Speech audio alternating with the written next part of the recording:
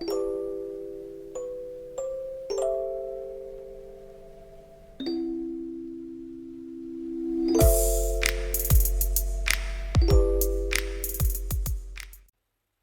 everyone, Jane here. Thank you for watching today and welcome to my channel. Today I had a real urge to do some vintage style art journaling, and so decided that the journal I had to use was the Dina Wakley Ledger Journal, which is this fabulous reproduction of a 1920s ledger from a shop. I do believe it's a hardware shop, but I'm not sure.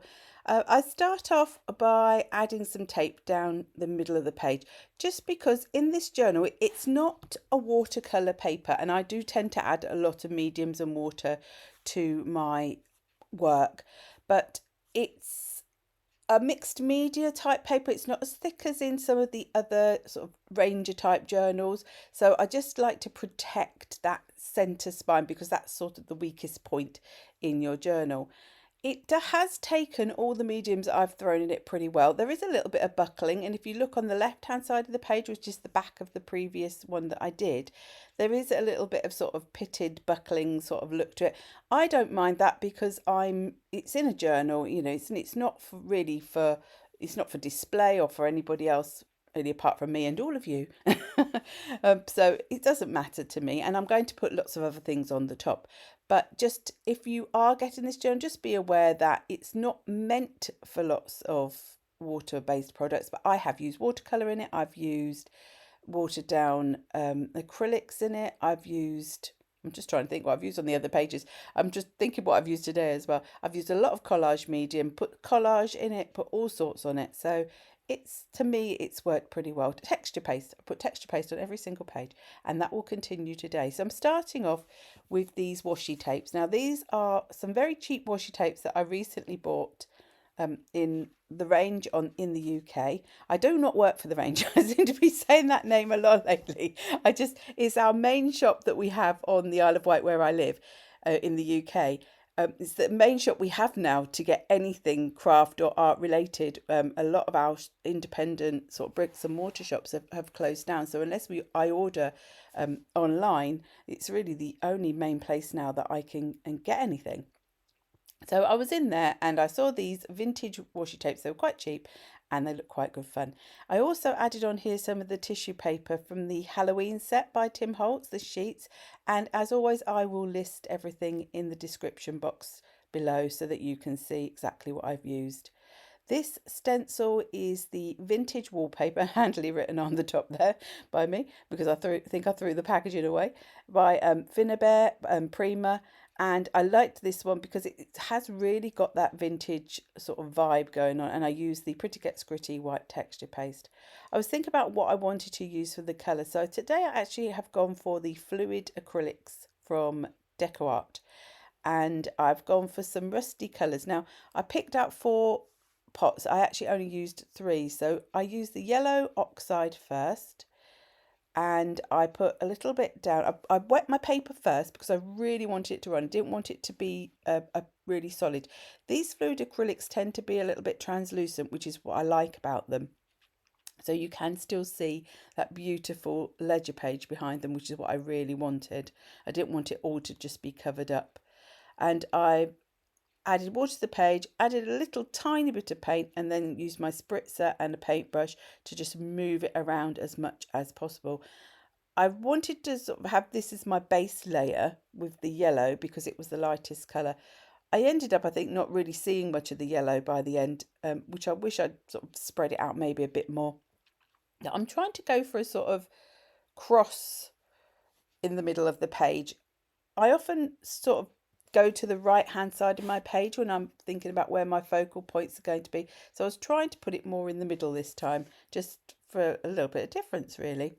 Then I'm going in with I do believe it's the Quinacridone Gold. Now, if you've seen any of my other videos where I use my Quinacridone Gold watercolour, you know this is a colour I do love, and I love it in acrylic paint as well as I do in watercolour. And finally, I wanted the darkest colour, which I do believe was burnt umber, just in that middle section. So it's given it quite a rusty sort of look. I wasn't overly going for a rusty look, but I wanted to go for an old look. Now, I dragged out loads of sort of vintage ephemera type things that I had. So some are pre-made, like these paper dolls by Tim Holtz, and also the little tiny things. Oh, I do filled notes ephemera, and then actual some real ephemera, if you know what I mean, as in things like the music note paper, an old envelope. So it's a bit of a mixture of things that are reproductions and things that are actual real life products. I don't know if that's the word. But I wanted to make a couple of little focal points. I've got all these paper dolls and they never seem to go down. I've had them for years and years, and every now and again I remember them and think, oh, I'll get those out. But they seem to keep going on and on. Some of the things I wanted to blend back more into the whole look of the page, and I went with the Distress inks in Vintage Photo and Rusty Hinge, two of my favourite browns from the Distress range. And I'm just adding around the edges of things with my little stencil brush. And this is the tiny attacher from Tim Holtz. It's just basically it's a stapler, but it has little tiny cute staples, and sometimes it's quite a quick and easy way to attach things to each other if you don't want to use glue all the time.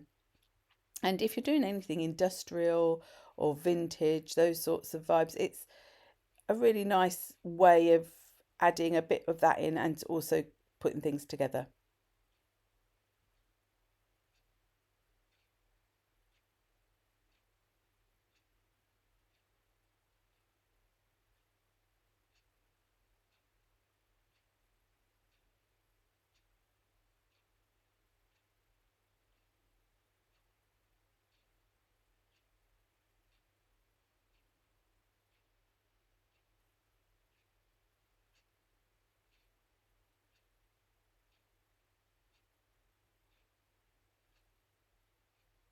So the glue I am using today is Pinflair glue gel in the syringe. I put it from the actual tube into the syringe to make it easier to squeeze out. And it's a dimensional glue, but it's not silicone because I really cannot stand the smell of silicone glue. And I used it on this page because I wanted a little bit more dimension than just using a flat glue. And it also is once it sticks really, really well. It takes about 20 minutes to start to set, and then they'd always recommend you leave it for like 24 hours before if you was making a card, for example, and wanted to send it through the post. I also added in some thread. So this is just normal cotton thread that I have, and it just sometimes makes a nice little bit of a break between the background and the elements. In this particular case, where everything sort of starts to become very similar in its colours, and even in the sort of thing it isn't, it's all paper and it's all got text and things on it, it all starts to meld into one. So just adding that little bit of thread just helps to break up the main image from the background. These are some little transparent stickers. They're not stickers. It says on the packet that they're stickers. They're not actually stickers. They're just transparent ephemera, I guess. And they're a vintage set. And again, they were from the range. I bought them at the same time as the washi tapes. And they just add a little bit of something different in the background. The only thing I find is I was trying to add glue to where the main print on them was so that you couldn't really see it through. I was trying to decide, did I want the bike on that side or the other side? Excuse me. So again, I'm adding all these in just with a little bit of the glue gel just to make sure they're going to stick. And then I decided that around the actual paper dolls, it did need a little bit more colour. I wanted them to look like they were standing out a bit better than they were.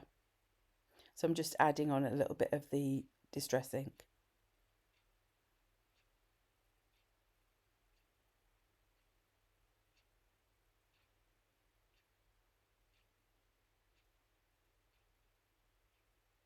So I'm just going to do more or less the same for this side of the page. So I wanted my main image to be on that right side. So that's where the majority of the imagery is going to be, but I did want to reflect a little bit of that on the left hand side and at a diagonal, so that I just added a couple of bits with the little girl rather than as much as I did on the other side of the page.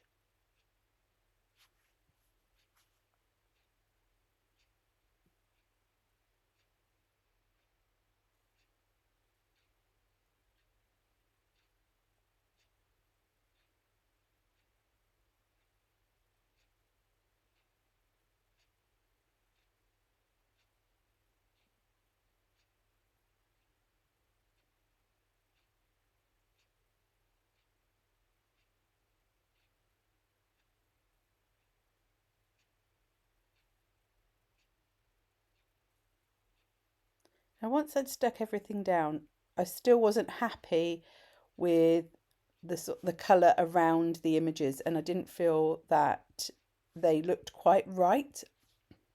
So I grabbed the watercolour pencil from the Distress range, and I do believe this was the vintage photo colour, and I was going to sort of put it directly onto the page and then water it out, but I found that was too tricky.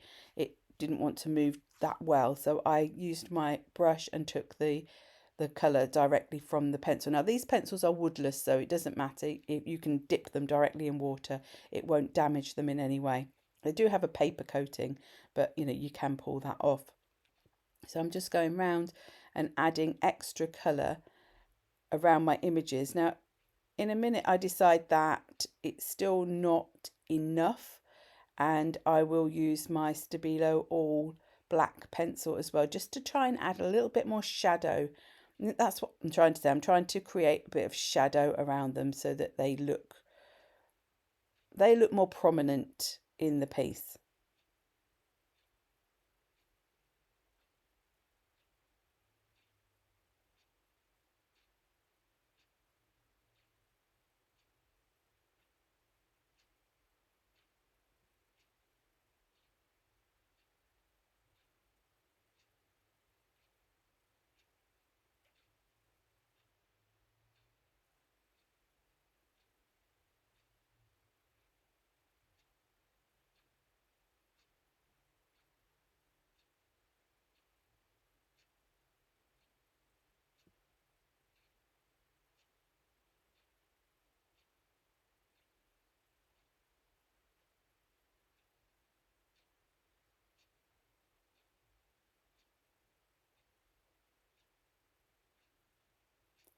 Now where I had taken quite a lot of that yellow had disappeared from the background, I took the opportunity now to add some more yellow back in. So I'm going to guess it was the Fossilised Amber pencil, but it may have been, oh, the other one, the other yellow one that I use a lot, but I've got a feeling it's Fossilised Amber.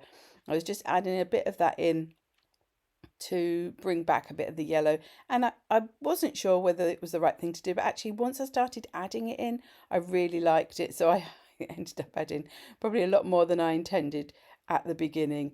And that's the lovely thing with doing projects like this, is, you know, if you're not happy with how it looks, just add something else. You know, if it's not looking how you want, it's not finished. So I didn't bother adding another sentiment. I felt the memories was enough, and that's the finished spread. So thank you ever so much for watching today. If you have enjoyed this video, do please give it a thumbs up, and if you haven't already subscribed, do please hit that subscribe button and join us on this crafty journey, arty crafty journey I should say. And until next time, bye bye.